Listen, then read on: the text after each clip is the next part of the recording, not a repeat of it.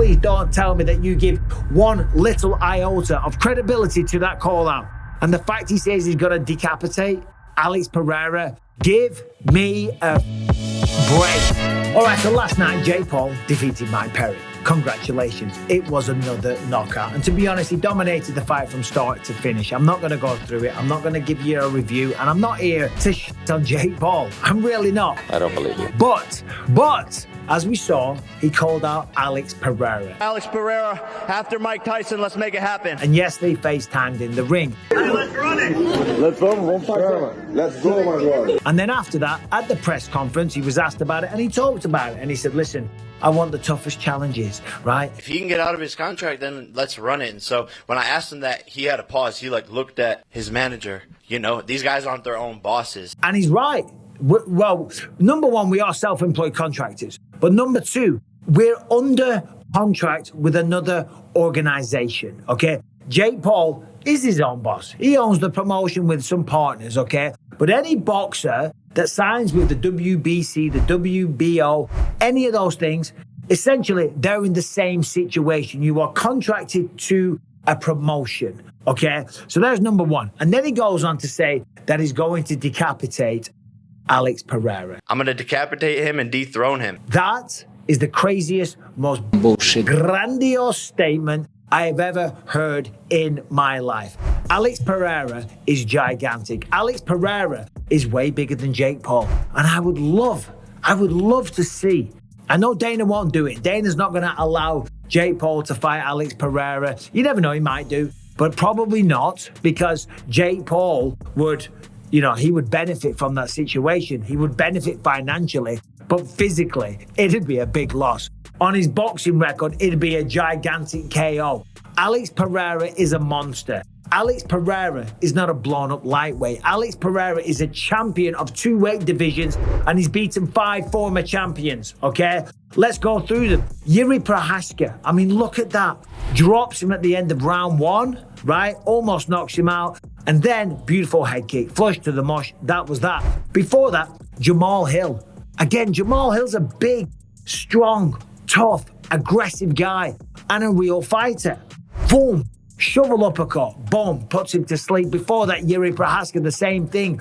Israel Adesanya knocked him out. Jan Blachowicz went to a decision. But regardless, all those people that I just mentioned, that I just spoke about, would absolutely wipe the floor with Jake Paul. Jamal Hill would brutalize him. Yuri Prohaska would normalize him. Israel Adesanya would embarrass him from start to finish. Too quick, too slick, too fast, too technical. All right, UFC 304 is this weekend, and top combat sports bettor Bardia Helmy, he is an analyst with an all-time 70% strike rate, publicly tracked over 6 years, and he knows how to pick winners. If you want to bet on fights and you're looking for help picking winners, then visit premierfightpicks.com.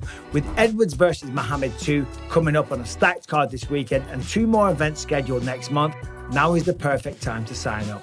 Bardia is offering weekly, monthly, and yearly subscriptions to get you in on the best MMA bets, quick picks, and analysis. There are currently 5 bets posted for UFC 304, including a parlay, an underdog, and a max play on a highly anticipated main event. In addition, there's already a future bet posted on next month's UFC Fight Night, Sandhagen versus Nurmagomedov. So sign up now to view all of this content and more. Lastly, follow Bardia on Instagram at Premier Fight Picks and on X, PFP Handicapping, for access to free bets, analysis, and fight breakdowns.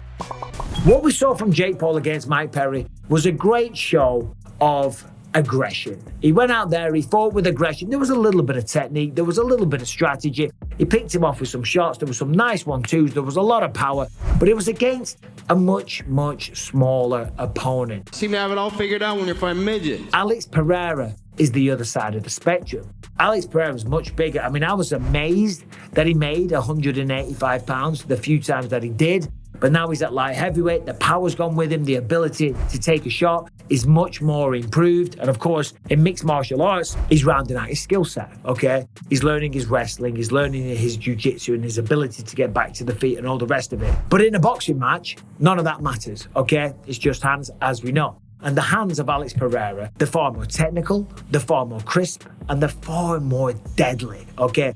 The man has true one-shot knockout power. He didn't have one-shot knockout power against Mike Perry. He didn't even knock Mike Perry out. Sure, he knocked him down a few times with barrages of punches, okay?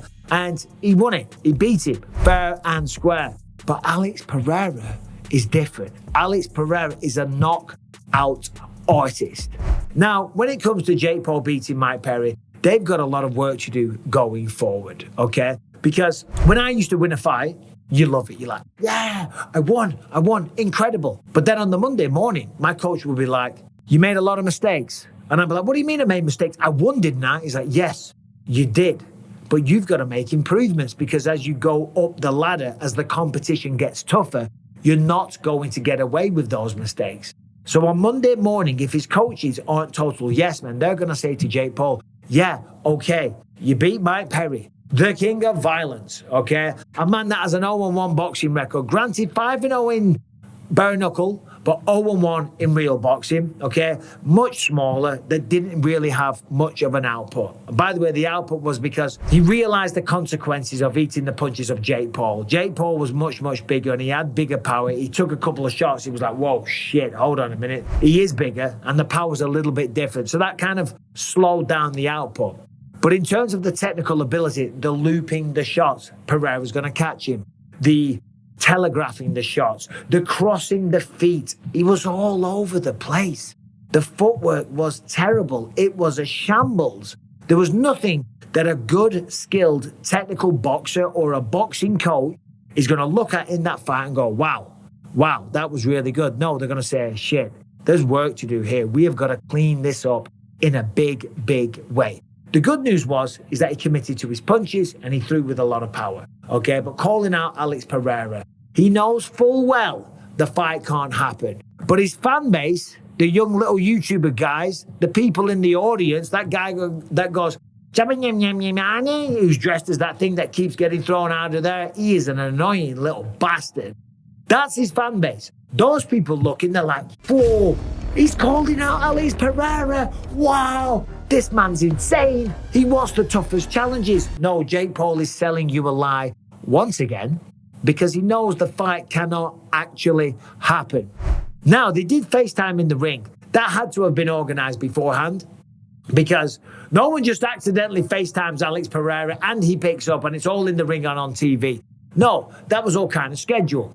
And I got to say, I love Alex Pereira, but don't let him do that. Granted, maybe it's good exposure for Alex Pereira, but he doesn't need that. But you've just allowed Jake Paul to continue this bullshit narrative that he's looking for the toughest test. And you've contributed to it by allowing him to FaceTime you. Or maybe Alex Pereira's just like, whatever, Chama. I'm just having a laugh. And yeah, he wants to FaceTime, let's go for it. So no judgment on Alex Pereira's side, but lots and lots and lots of judgment on the side of Jake Paul. As I said, he's yet to fight a real guy. Now, next opponent, I suggest, is Darren Till, the gorilla. Jake Paul, Tommy Fury, Mike Perry, they're all running. They're scared, cowards. They do not want to fight me, I promise you. Darren Till fits the bill in what Jake Paul's looking for. He's got a profile. He's well known. He fought for the welterweight championship. He lost the welterweight title fight to Tyrone Woodley, former opponent of Jake Paul. He fought at welterweight. And then at 185 for his last few UFC fights, okay? So on paper, he's the perfect guy because he's got notoriety, he's got fame, people know him, and he's the smaller guy.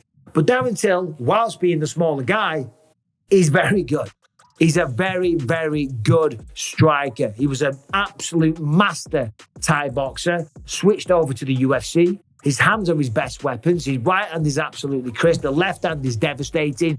And the man's in his prime, okay? So, whilst this would once again be falling into the hands of Jake Paul, I say the next fight for Jake Paul, it ain't going to be Alex Pereira and it ain't going to be a ranked cruiserweight boxer. To be honest, I understand why it's not a ranked cruiserweight boxer because whilst I think those guys would beat him in terms of marketing, in terms of promotion, they don't bring anything to the table. I don't know who they are off the top of my head. I love the sport of boxing, but I'm not a hardcore fan. I don't follow the rankings. I watch the big championship fights or the heavyweight division, okay? These guys, I don't know the names. So therefore, it would be too big of a risk with no reward. They would bring nothing really in terms of pay-per-view revenue or ticket sales. But Darren Till would. And I think Darren Till, he'd show up and he'd give him a much, much better fight. But still, Alex Pereira, that fight isn't happening. Jake Paul knows it, and now you know it. And please don't tell me that you give one little iota of credibility to that call out. And the fact he says he's going to decapitate Alex Pereira, give me a fucking break. Thanks for watching. Subscribe and ring the bell. Let me know what you think in the comment section.